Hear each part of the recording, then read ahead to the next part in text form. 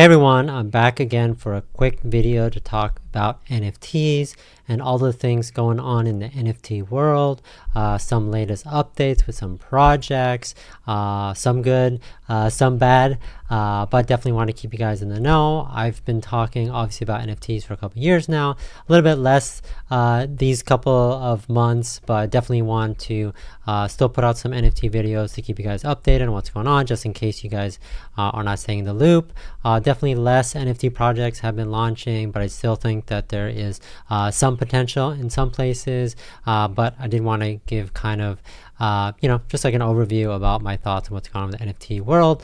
But before we do that, I did promise that I'm going to give an update on Arkefi. Remember, we talked about Arkefi in the past. So I did a full video on it. So if you guys want to check that out, remember, it's ways for you to invest in like high value arts and cars or other collectibles.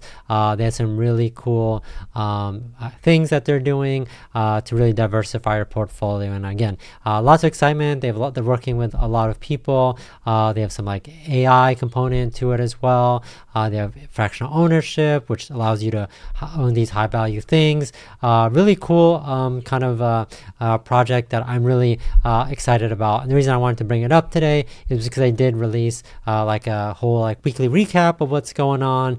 And the number one thing I did want to talk about is their TGE, which is coming up on August 24th, which is obviously, a huge moment for them and things like that. So definitely follow along with them. Other things that they kind of talked about as like their wrap up for the week. So they go into other updates that they kind of mentioned, kind of obviously talking about some of their, features, AI driven valuation, tokenization, secure storage.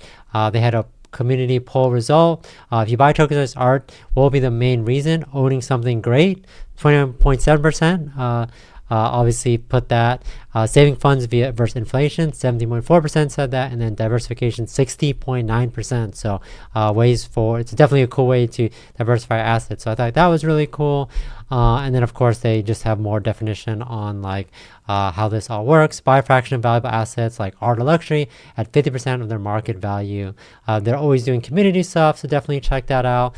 They have some information on that as well. But again, if you guys are interested, definitely check out their website, join the community, hear directly from them what makes this project exciting.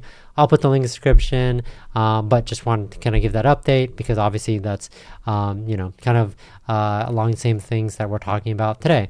So this article I want to talk about in Bitcoin.com news just basically said NFT market seeing continued decline in July with fewer buyers and sellers. Kind of makes sense. Everything is kind of down, so less investment. So it says Ethereum-based NFTs led the market in July with 134 million in sales. I mean, it's down, but that's still a lot of people buying. But that's a 40% decrease from June. Solana NFTs also saw a drop though more modest, 6.97%, so 7%, totaling 96 million. Bitcoin NFTs securing the third position with 75 million. So people are still buying, definitely for sure. But obviously, it's just they're comparing how this was related to a couple months ago. The top NFT collection by sales was Mythos D-Market, leading the field with 15.77 million. D-Market sales saw 50% decline from the previous month. Solana's Dogezuki claimed the second spot, ranking in 13.99 million. That's crazy. The third largest collection was Solana Monkeys. So if you guys are owners of that, or definitely you're pretty happy with kind of how those projects are going. But again, definitely, maybe there's a lot of different things that's factoring into why NFTs are down right now. But I just kind of wanted to keep you guys in the loop of that.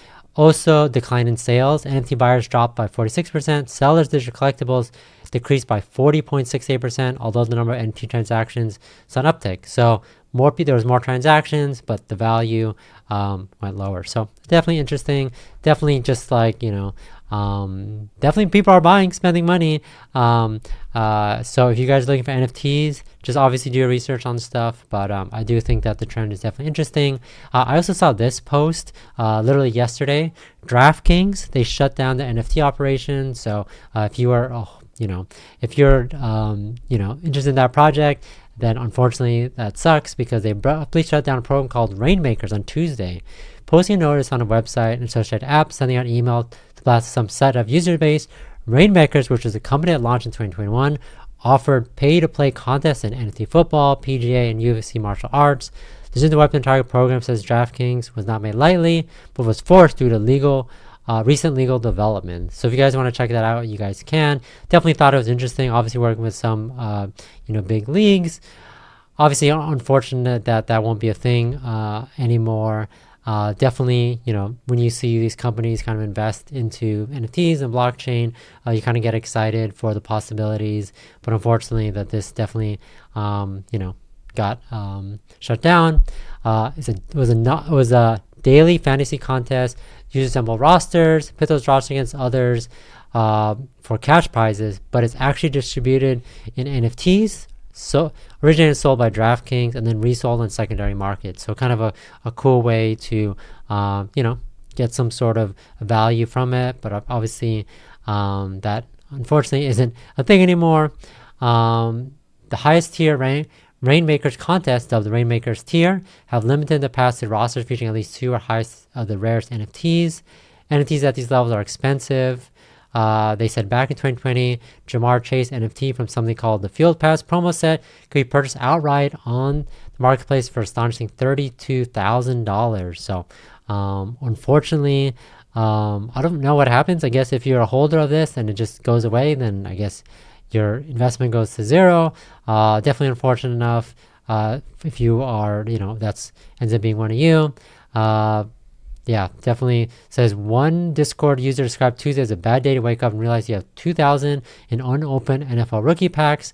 Another user asked the group whether to expect refund on 10,000 he spent on Rainmaker NFT. A pessimistic Reddit user posted Tuesday that they would sue DraftKings if they're forced to swallow total loss of their collection. So definitely something interesting going on. Definitely some legal stuff had to go. Obviously, it was a different concept of betting and things like that. If you're obviously familiar with DraftKings and fantasy and things like that. But I thought it was an interesting idea. Unfortunately, that's not a thing anymore. So just thought I thought it was something interesting in the NFT news that I wanted to bring up. Definitely check it out. If you guys are obviously an owner of this, you probably heard of this already. I'll kind of keep you guys updated on big NFT news. I think you guys like that type of stuff in case you guys aren't keeping up on your own. But that's it. Don't forget to check out Arkefi. I'll put the link in the description for that. But that's it. Thanks for watching. Catch you guys next time.